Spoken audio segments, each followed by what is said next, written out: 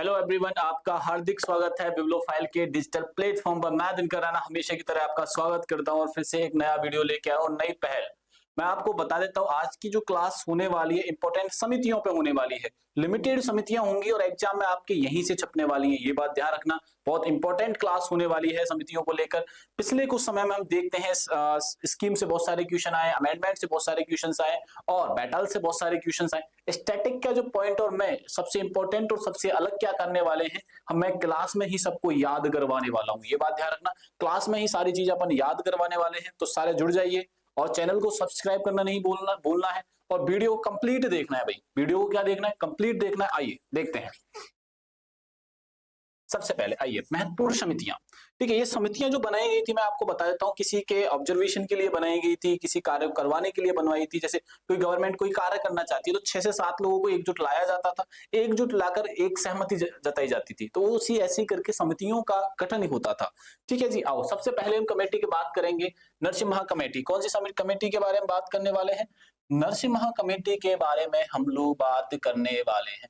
ये बात आप लोग यहाँ से ध्यान रखना। आपको ये बात क्या रखनी है बच्चों, यहाँ से याद रखनी है। बात समझ में आई कि नहीं है? ठीक है, आइए अपन बात रखेंगे नरसिम्हा का समिति। ये जो आती है कब आती है? 1991 में आती है। नरसिम्हा समिति जो आई थी 1991 में आई थी। भारत के नवे प्रधानमंत्री थे पीवी नरसिम्हा राव जी। ठीक है, ये बात आप लोग यहाँ से ध्यान रखना। नरसिम्हा राव सरकार के दौरान आती है, ये बात आप लोग यहाँ से देखना। कब आती है? 1991 में आती है। ये बात आपको यहाँ से याद रखनी है। ठीक है, और अध्यक्ष थे नरसिम्हा राव जी और भारत के प्रधानमंत्री भी, पूर्व गवर्नर भी रह चुके हैं। आरबीआई के क्या रह चुके हैं बच्चों? ये गवर्नर भी रह चुके हैं। सबसे एक बात तो ये याद रखनी है। और देश के प्रधानमंत्री भी रह चुके हैं। कौन रह चुके हैं? देश के प्रधानमंत्री भी रह चुके हैं। ये बात आप लोग यहाँ से ध्यान में रखना। ठीक है, ठीक है, आइए देखते हैं। दूसरी बात, नरसिम्हा समिति आपको याद रखनी है, किससे रिलेटेड है? बैंक रिफॉर्म से रिलेटेड है। बैंकिंग में सुधार किए जाते हैं, बैंकिंग कमेटी में रिफॉर्म्स किए जाते हैं, ये बात ध्यान रखना। सबसे पहले पीवी नरसिम्हा समिति कब आई थी? 1991 में। अध्यक्ष कौन थे? पीवी नरसिम्हा राव थे।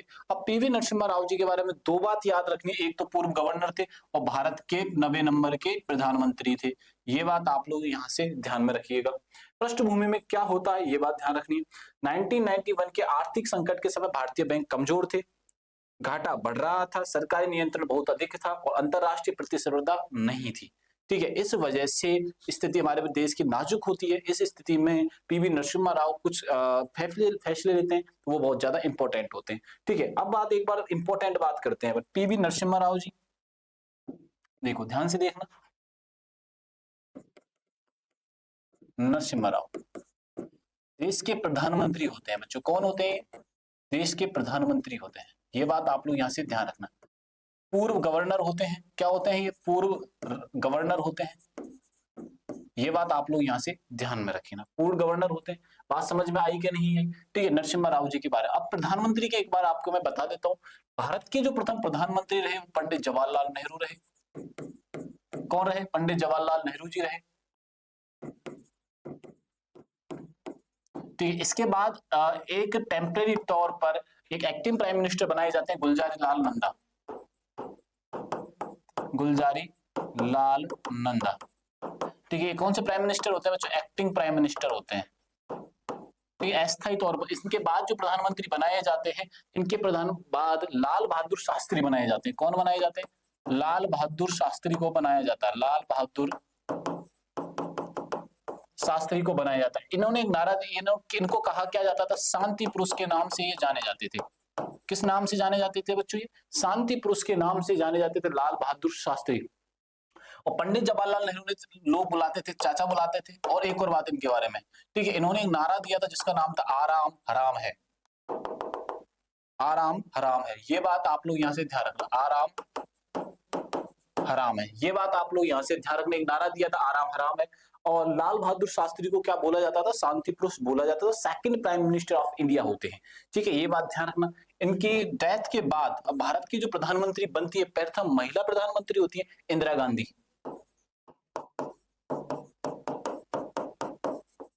ठीक है, भारत की प्रथम महिला प्रधानमंत्री होती है।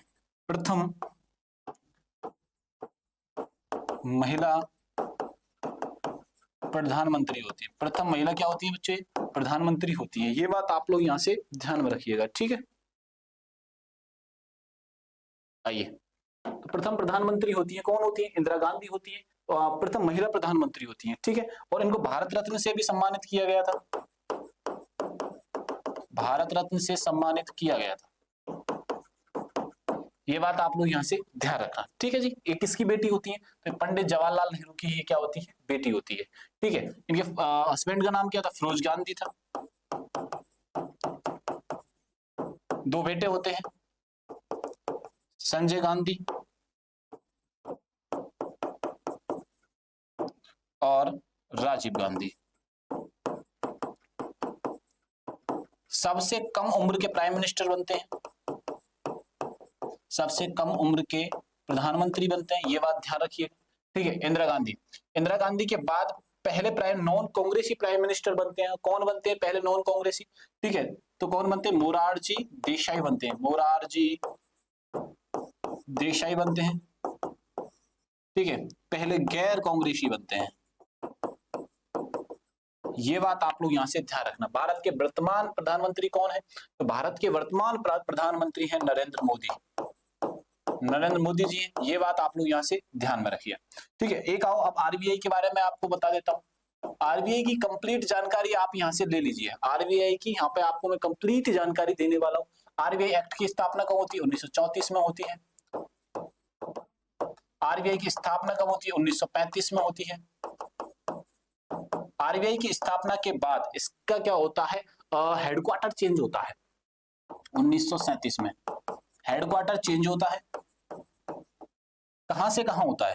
तो हेडक्वार्टर चेंज होता है कोलकाता से मुंबई में होता है,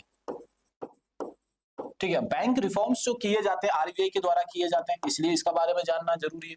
नेशनलाइजेशन जो बैंक का होता है 1949 में क्या हो जाता है? नेशनलाइजेशन होता है, यानी कि राष्ट्रीयकरण होता है, राष्ट्रीयकरण हो जाता है। कब होता है? 1949 में होता है। पहले इसके जो गवर्नर होते हैं, भारतीय गवर्नर सीडी देशमुख होते हैं। पहले गवर्नर कौन होते हैं? सीडी देशमुख होते हैं, ये बात ध्यान रखना। किसके? आरबीआई की हम लोग बात कर रहे हैं। आगे जब बढ़ते हैं तो आरबीआई गवर्नर अभी कौन है? वर्तमान में है संजय मल्होत्रा। वर्तमान में गवर्नर कौन है? संजय मल्होत्रा जी, ये बात आप लोग यहां से ध्यान रखना। गवर्नर कौन है? संजय मल्होत्रा जी हैं वर्तमान में, ठीक है। वर्तमान में गवर्नर है संजय मल्होत्रा जी। पहले कौन से थे बच्चों? सीडी देशमुख थे, ये बात आप लोग यहाँ से ध्यान में रखना। आरबीआई क्या करता है? बैंक पर ये किसे केंद्रीय बैंक भी बोला जाता है। क्या बोला जाता है? केंद्रीय बैंक बोला जाता है। बैंकों पर निगरानी करता है, बैंकों पर निगरानी करता है और नोटों को छापता है। ये बात आप लोग यहाँ से ध्यान रखना। इसका हेडक्वार्टर कहाँ है? हेडक्वार्टर कहाँ है बच्चों? देखो मैंने अभी बताया था, कोलकाता से मुंबई ट्रांसफर हो चुका है। ये सारी बातें आरबीआई के बारे में हमें याद रखनी है। रिफॉर्म्स जो किए जाते हैं पीवी नरसिम्हा समिति के द्वारा किए जाते हैं, कब किए जाते हैं? 1991 में बैंकिंग रिफॉर्म्स किए जाते हैं बच्चों, बैंकिंग रिफॉर्म्स किए जाते हैं 1991 में किए जाते हैं। ये बात आप लोग यहाँ से ध्यान में रखिएगा, ठीक है। आइए, ठीक है, और क्या क्या है देखो। एसएलआर और सीआरआर के कम किए गए, निजी बैंकों को अनुमति दी गई, ठीक है। बैंकिंग ऑटोनॉमी की बैंकिंग ऑटोनॉमी आई। एनपीए की पहचान का किया गया। 4 टायर बैंकिंग स्ट्रक्चर बनाया गया। आपसे पूछा जाएगा कि 4 टायर बैंकिंग से उस बनाया जाता है सिस्टम यानी कि स्ट्रक्चर कब बनाया जाता है, ये आपसे पूछा जा सकता है। ये बात समझ में आ गई, ठीक है। लागू परिणाम क्या? भारत में लिबरलाइज्ड बैंकिंग सिस्टम शुरू हो गया। आईसीआई जैसे नए बैंक आए, आईसीआई नए बैंक आए भारत के, एचडीएफसी बैंक, ऐसे क्या है बच्चों? नए बैंक्स आए। ये बात आप लोग यहाँ से ध्यान में रखनी, ठीक है। इंडियन बैंक रिफॉर्म्स की नींव रखी थी। अब आपसे क्वेश्चन पूछा जा सकता है कि नींव किसने रखी थी? तो इसने किसने रखी थी? पीवी नरसिम्हा राव समिति ने रखी थी। ये आप स्टार बना लीजिए इस पर, ठीक है जी। आओ आगे बढ़ते हैं। विजय केलकर समिति, ये क्या है बच्चों? विजय केलकर समिति, ये बात आप लोग यहां से ध्यान रखना। विजय केलकर समिति के बारे में क्या याद रखना है? पहले तो मैं याद रखवा देता हूं। जैसे हमने अभी देखा पीवी नरसिम्हा राव समिति, कौन सी समिति देखी? नरसिम्हा समिति देखी, पीवी छोड़िए आप, नरसिम्हा किससे रिलेटेड थी बच्चों? बैंकिंग से रिलेटेड थी। आप बस इतना याद रखना है कि नरसिम्हा समिति ने कार्य क्या किया था, तो बैंकिंग सेक्टर में रखा था। और क्या काम किया, कब लागू की गई थी? 1991 में, 1991 में ये लागू की गई थी। अब आगे बढ़ते हैं, आइए। ठीक है, विजय केलकर समिति का गठन अटल बिहारी वाजपेयी सरकार में होता है। कब होता है? 2002 में। किसको लेके? टैक्स सुधार को लेके, कर सुधार को लेके होता है बच्चों। क्या होता है? कर सुधार को लेके होता है। अटल बिहारी वाजपेयी की सरकार में होता है और पहले बीजेपी के प्रधानमंत्री बनते हैं, भारतीय जनता पार्टी के प्रथम प्रधानमंत्री, भारतीय जनता पार्टी के प्रथम पीएम। ये बात आप लोग यहां से ध्यान रखिए। 3 बार प्रधानमंत्री रहे। ठीक है, कितने बार? 3 बार प्रधानमंत्री रहे और 1999 से लेके पूर्णकालिक रहे थे। 1999 से लेके 2004 तक ये पूर्णकालिक प्रधानमंत्री रहे। कौन? अटल बिहारी वाजपेयी। ठीक है, ये कभी भी थे, बहुत अच्छा बोला करते थे। ये बात अपन लोग आप लोग यहां से याद रखना। तो डॉक्टर विजय केलकर इसके अध्यक्ष थे। अब केलकर से याद रखना, केलकर, केलकर से क्या याद रखना? रिफॉर्म्स ऑफ टैक्स, यानी कि कर। ये बात आप लोग यहां से ध्यान रखना। कौन सा कर याद रखना? टैक्स कर याद आपको यहां से रखना है।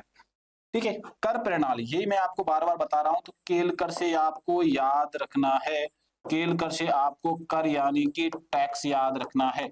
और सिम्हा से याद रखना है, सिम्हा से आपको याद रखना है बैंक। 2 याद हुए कि नहीं? चलो मेरे साथ सारे बोलिए, मैं आपको लास्ट में पूरा एनालिसिस करवाने वाला हूं, पूरा की पूरा याद करवाने वाला हूं। ठीक है, आइए आगे बढ़ते हैं। ठीक है, अब सिफारिश से क्या क्या थी वो देख लीजिए। डायरेक्ट टैक्स सिंपलाइजेशन होना चाहिए, पैन आधारित ट्रैकिंग होनी चाहिए। पैन आधार, पैन कार्ड होता है ना, ये बात ध्यान रखना। Personal identity number. ठीक है जी। जीएसटी की अवधारणा का सुधार होना चाहिए। जीएसटी लागू कब की गई थी? तो 1 जुलाई 2017 को पूरे भारत देश में लागू की गई थी। ठीक है ना, ये बात आप लोग यहां से ध्यान रखना, 1 जुलाई 2017। ठीक है, जीएसटी के लिए बुनियादी ढांचा और टैक्स डिजिटलाइजेशन शुरू करना। टैक्स क्या करना? डिजिटलाइजेशन करना। राजचेलैया समिति 1991 में टैक्स रिफॉर्म्स थे, उद्देश्य नई आर्थिक नीति के अनुरूप टैक्स स्ट्रक्चर बनाना था। ठीक है ना। अब राजचेलैया,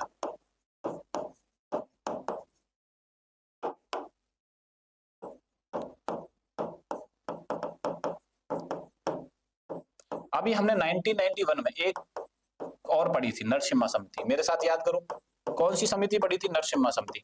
अब कौन सी आ गई बच्चों? चेलैया समिति। और इससे पहले कौन सी पढ़ी थी? केलकर। इसमें भी ला आ गया। ठीक है, तो अब याद ना, केलकर दोनों मिला लोगे तो क्या आ जाएगा फिर से? ये क्या होगी? बैंकिंग से, सॉरी, टैक्स रिलेटेड होगी, टैक्स रिफॉर्म्स होगी। और केलकर भी किससे रिलेटेड होगी? टैक्स। तो टैक्स से रिलेटेड कितनी पढ़ ली अपन ने? 2 पढ़ ली है। ठीक है, ये बात आप लोग यहां से रखना याद। नई आर्थिक नीति के अनुरूप टैक्स स्ट्रक्चर बनाना, नई आर्थिक नीति के अनुसार टैक्स स्ट्रक्चर बनाना राजचेलैया समिति के द्वारा किया गया था। इंपोर्ट ड्यूटी को घटाओ, tax rationalisation, liberal economy support. Shantarao Kumar समिति, एफसीआई रिफॉर्म्स। ठीक है ना, शांताराव कुमार समिति के बारे में देखते हैं, आइए। शांताराव समिति, बात समझ में आई कि नहीं है? ठीक है, गठन नरेंद्र मोदी सरकार के द्वारा किया जाता है। 2014 में कौन सी गवर्नमेंट आ जाती है? बीजेपी आ जाती है, प्रधानमंत्री नरेंद्र मोदी बन जाते हैं। इनकी सरकार में कौन सी समिति बनाई जाती है? शांताराव समिति बनाई जाती है। ये बात आप लोग यहां से ध्यान में रखिएगा। ठीक है, पृष्ठभूमि क्या थी? अनाज की बर्बादी को रोकना, भारी सब्सिडी का बोझ, वितरण में भ्रष्टाचार, सिफारिशें, डायरेक्ट बेनिफिट ट्रांजैक्शन, डीपीटी। आज आप देखते होंगे किसान के अकाउंट में पर मतलब एक क्वार्टर के अंदर 2,000 रुपए आते हैं, साल के अंदर 6,000 रुपए आते हैं। बल्कि राजस्थान गवर्नमेंट ने 1,000 रुपए स्टार्ट कर दिए, तो कुल मिला के कितने रुपए आते हैं? 3,000 रुपए डीपीटी के थ्रू आते हैं। तो ये लाभ सरकारी अकाउंट में, किसानों के अकाउंट में डायरेक्ट जाना चाहिए। एफसीआई पुनर्गठन, राज्यों को अधिक जिम्मेदारी देना। रंगराजन समिति, ये बहुत इंपॉर्टेंट थी भाई, रंगराजन समिति, रंगराजन समिति। ठीक है क्या? सी रंगराजन इसके अध्यक्ष होते हैं। कौन होता है? सी रंगराजन। गरीबी मापन की नई वैज्ञानिक पद्धति देना। क्या देना बच्चों? गरीबी मापन की नई पद्धति देना। ठीक है ना, ये बात आप लोग ध्यान रखना। गरीबी से याद आया मुझे, रे आ गया यहाँ से एक वर्ड रंगराजन यानी कि गरीबी। रंगराजन से आप क्या रखोगे बच्चों, यहां से याद रखना गरीबी। ये बात आप लोग यहां से ध्यान रखना, रंगराजन बोले तो गरीबी। ठीक है, शहरी ग्रामीणों का अलग मानक होना चाहिए, शहर में गरीबी का मानक अलग होना चाहिए और ग्रामीण क्षेत्र में गरीबी का मानक अलग होना चाहिए। ठीक है जी, आओ आगे बढ़ते हैं। MS स्वामीनाथन समिति, ये बहुत फेमस है, स्टार लगा लेना इस पर। तो ये अनाज को लेके हो गया था। ठीक है, अनाज को लेके जो हरित क्रांति की शुरुआत का श्रेय जो दिया जाता है, इन्हीं को दिया जाता है। हरित क्रांति का जो श्रेय दिया जाता है खाद्यान्न फसलों से रिलेटेड जो था, वो किसने प्रारंभ किया था, तो वो प्रारंभ किया था MS स्वामीनाथन ने।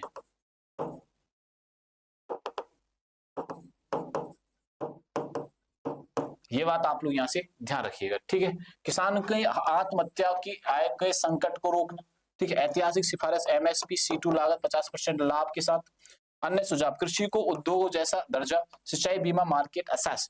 देखो हमारे किसानों की सबसे बड़ी दिक्कत क्या है हमारे देश में, कि किसानों की जो प्राइस जो होती है ना, वो कंपनियां डिसाइड करती हैं, बल्कि किसान स्वयं नहीं करते हैं।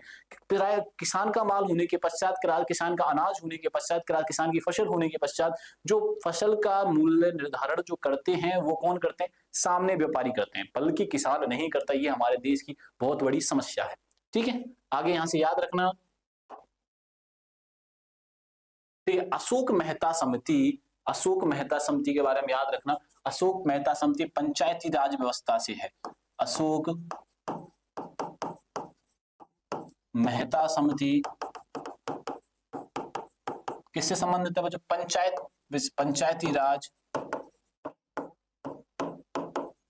पंचायती राज सुधार से है।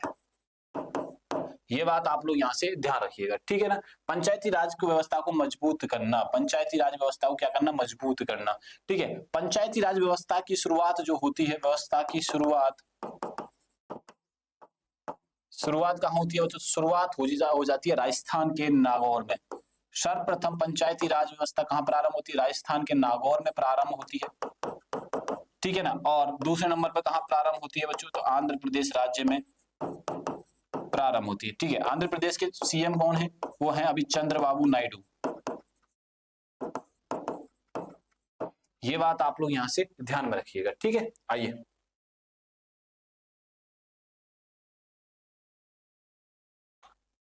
LM सिंघवी।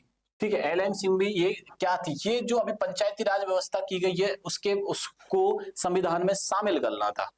ये बात आप लोग यहां से ध्यान, 1986 में था, और 73वां संविधान वो 73वां संविधान संशोधन था।